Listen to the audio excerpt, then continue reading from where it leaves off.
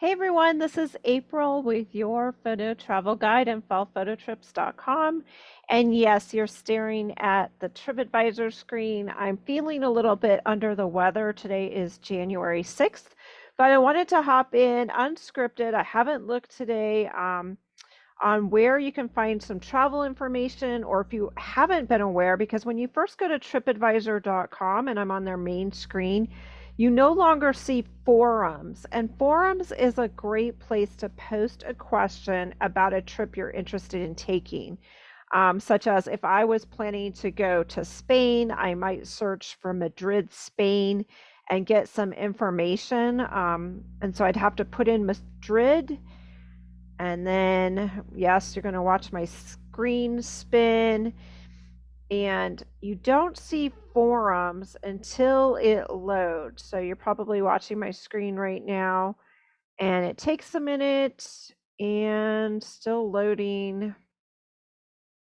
Here you see forums. You'll see hotels, vacation rentals, restaurants. They've started to kind of put forums kind of hidden a little bit, or at least that's how I feel. It's a little bit hidden.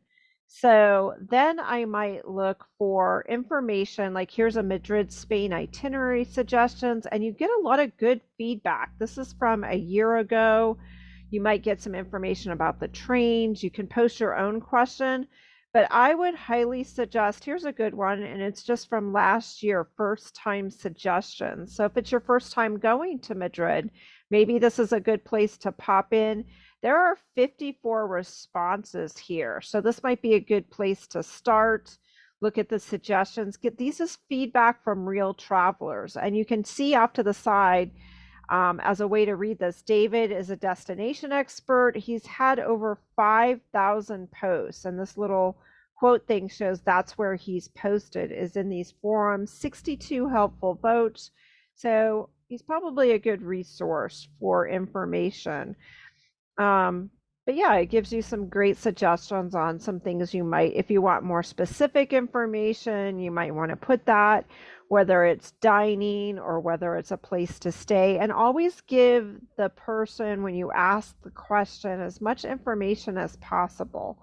And then if I want to just go back to the Madrid forum as a whole, I can hit that button and it takes me back to all the topics, the latest posts. Um, and you can also post your own question as long as you've created a profile on this. But my passion tends to be New England. So I'm going to put in New England because a lot of towns in New England, and you have to look because there's a New England in England, in, the UK or the United States. So I'm going to go here. And let's just pop into forums real quick. For those of you that know me, you know that I spend as much time in New England every autumn seeking out fall foliage, taking pictures, staying in the local beds and breakfasts, and trying to eat local. That's not to say if you'd prefer to stay at a corporate, you can't do that. But let's just pop in here and answer a few questions. Advice on Newport, Berkshire's, Nantucket, Drive Flyer, and I'm not even sure what they're saying here. So let's click on this. They want to do a road trip in July, which it is going to be warm. The areas I missed on my last trip, Newport, Nantucket, and Miraval, Berkshire's Resort. My husband wants to drive from Pittsburgh to Newport with an overnight stop at Mystic before arriving in Newport. Just to extend the trip a bit, 4 nights with a day trip to Nantucket. Thoughts on a general plan. I think you need to tell us what your interests are. There's so many ways to attack this. I mean, you can, let's go to the map, which that's always a good way to start too. Put in Newport and see what's near there. Mystic, Connecticut, and let's make this a little smaller so we can see where Newport is. I spent the summer there myself, and the traffic does get busy. Newport with the mansions can get busy. Even that drive can get busy. But what else is in the area? That's what I would look at. I would look at if there's like museums or historic spots if that's your interest. And you can do this on Google Maps, or you can actually, go to historic sites maps. You can also, you might want to, another resource I like to use is YouTube. You could pull up some YouTube videos and check it out. Yankee Magazine is a regional magazine for this area, so that would be a good source of information. But actually, just scrolling, zooming in on the map and looking to see what is there, and then maybe look up some of these places like Giant's Neck Beach. You can see information, you can see how difficult it is to park there. Mystic Seaport Museum, I've been there, I really thoroughly enjoyed it. But again, if the weather's nice, you might want to go take a drive. You might want to check out how far it is. Route 1 is usually scenic, but you also want to zoom in and see, are you going to see scenic stuff, or are you going to have to take some of these little 1As to get to these little nooks and crannies to get out to the beaches? I will say, and I think it was near Newport. I'd have to look at my map, but some of these areas are so built up that it's sad that you really can't see the water unless you park and walk down to the water or get to a place where you can see the water. Newport is one of those you might need to park and actually walk yourself and check what the parking situation is and see where you're timing it, because summer weekends at any of these destinations can be very, very busy. I was driving around this Newport area. We couldn't even find a place to park to walk the sidewalks in the area with the mansions and so forth. So it may be worthwhile to see if your lodging in Newport allows free parking and then just park and walk, or see if the city has a trolley. That's another way to slice that. I probably didn't really answer this person's question, so I apologize on that. I'm going to go back to the New England Forum and see what else is on here. But this kind of just shows you some of my thought processes when I'm trying to do my own planning. This one's a good one for me. Initial plan for fall trip 2024. This person's from England. I'll probably try to private message them and maybe they'll answer, because I think there's a lot of information that I could be able to share with them. They did book flights. They're arriving in Boston on the 30th of September. Excuse me, which can be a little bit early for color unless you head directly north. So my thought was, from Boston, I would hit the interstate. I'm going to go back to that map and I'm going to put in Boston and show you, like, I would get to the, if foliage is your goal that time of year, which I would think it would be, I would try to immediately hit the road and get north, as far north in Vermont as you possibly can. So I would, from Boston, I would try to get all the way up here to the Burlington, Vermont area. That would be my plan, and make a circle out of my time and then circle back to Boston. So for directions, in fact, I'm going to swap that. I'm going to put in Burlington, Vermont. And again, Burlington has limited lodgings, so I would try to book that right away. But as you can see, it's 3.5 hours depending on traffic. That's not that bad depending on when your plane arrives. And it is a pretty straight shot once you get out of the Boston area, just via interstate. I'm kind of zooming in so you guys can probably see this, that it's all interstate. So that's a great way to make the most of your time and keep extra days in Boston for the end of the trip. And I always advise people to get rid of your car. It's very difficult to park in the best parts of Boston. You can walk so much of it. I know an excellent guide for Boston. He will tailor your walking tour to your ability. He'll plan in stops for eating. He'll take you to local places. He'll also, if you're into shopping or history, he's really my favorite guy. You can message me at april@aprilart.com for that information. But I would head right to Burlington. Let's go back to what they're asking since I'm deviating. We fly back on the evening of a Monday, October 14th, and that's prime time. But I would keep my days for Boston for any sense of color at the end. Otherwise, I would put the Bostonites at the beginning with just the understanding that you're probably not going to see fall color in Boston as early as the 30th. Now, I could be wrong. It's definitely January, but they're not seeing much snow. It could be a drought year. It's really hard to say. But my last several years of experience of going to New England in the fall, it's just too early to start seeing color in Boston the 30th of September. You're more likely to have a touch of color all the way up in northern Vermont. Uh,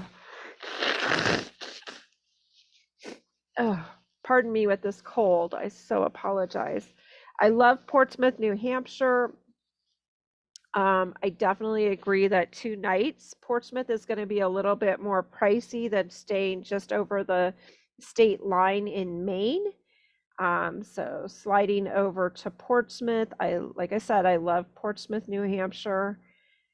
There's not as much lodging in the walkable parts of what I love about Portsmouth, but I would definitely, if you're this far out, start planning and try to snag that. Otherwise, if you want, I don't know what part of England you're from, if you want a little bit of that beachness and the waterfront, you can stay around this Cape Nettic area near the lighthouse. That's beautiful, the York Cliffs. Or you could even scramble up as far as Algonquin. Again, it's a pretty straight shot, doesn't take very long from Portsmouth. And even just across from Portsmouth, staying in this Kittery Maine area, you'll notice that the lodging decreases a little. It's a little bit more limited there. So you might want to go up as far as like York, little historic area there. But once you get up along this area where the Long Sands beaches, it's just beautiful there. The water and having the view of the lighthouse there. Let me go back to their other notes here. Jackson, New Hampshire. Definitely want to spend time in the White Mountains, driving the Kank, Route 112. Warren, Vermont. I'm not sure why they picked Warren, Vermont. They're talking about Burlington and Stowe, which again, this is why I would reverse this whole route. So I will probably send a message on that because again, I think they've got the timing a little bit off. You want to get as far north as possible. Color tends to move north to south.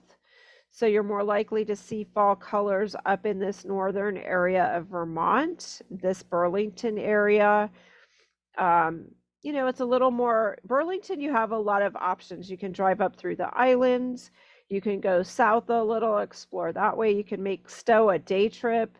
You have a lot of great restaurants in Burlington, but then you can easily just hop on the interstate and even explore north or south, depending on how foliage is tracking and what your interests are. So that's just a few notes on that. So got time for probably another question here. So I'm going to pop back over to TripAdvisor. And as always, please check out my website. It's fallphototrips.com or yourphototravelguide.com/contact. And you can drop me a contact. I'll be happy to speak with you one-on-one about your personalized travel plans. New England without a car. Ooh, this is a tricky one. Considering a week or 10 days in New England from London. When did they post this? They posted this New Year's Eve. Would prefer something like a 2 or 3 center holiday at a slower pace. My wife is an artist. This could be for early August or when color.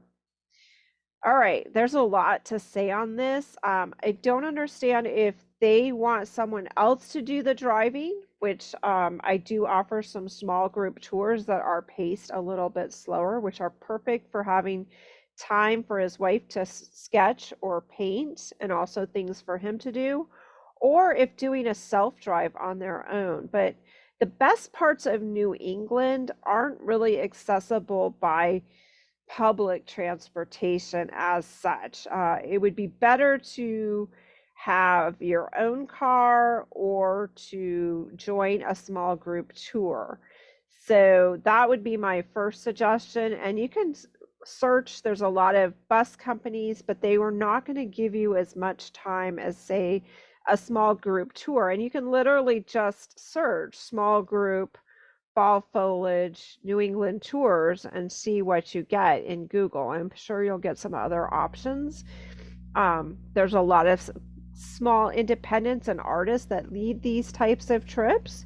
And if you're, if one person is not an artist, oftentimes you're based in an area where you can do walking, you can do hiking. There's other things for you to do with that time.